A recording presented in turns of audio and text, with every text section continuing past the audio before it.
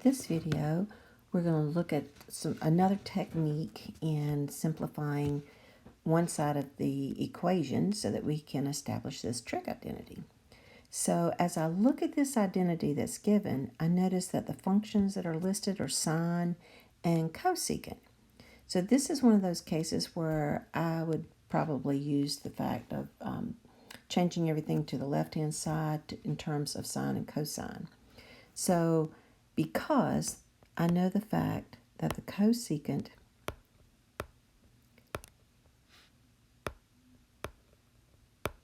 of theta equals the reciprocal of the sine of theta. And I'm just going to use that fact.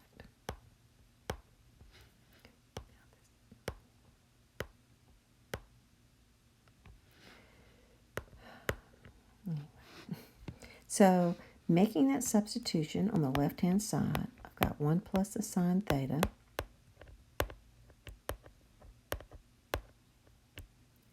divided by 1 plus the reciprocal of sine, because that's equal to the cosecant, 1 over the sine theta. And to simplify this denominator, I need to get a common denominator with these two fractions, which is just sine. So I'm going to leave the numerator as is for a moment. 1 plus the sine theta.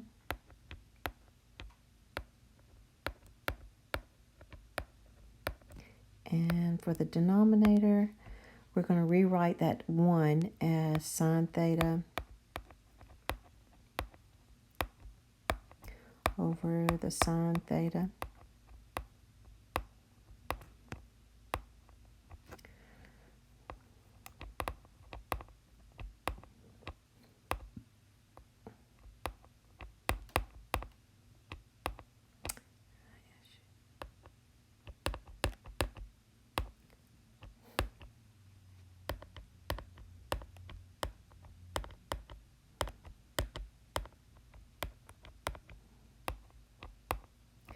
And adding these two fractions now, our denominator becomes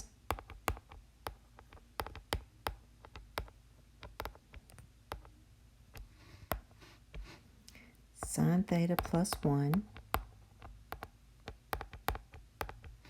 divided by sine theta.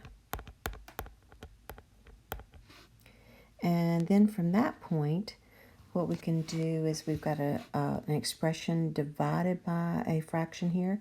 So I'm going to change that to multiplying by the reciprocal. So I rewrite the numerator still, which is 1 plus sine theta.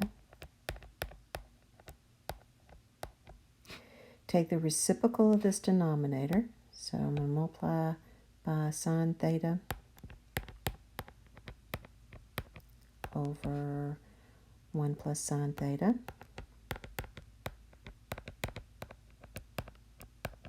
And as you notice here, we have two expressions that are the same. So what we can do with these two is actually divide these, or in other words, they cancel out, and we end up with sine theta.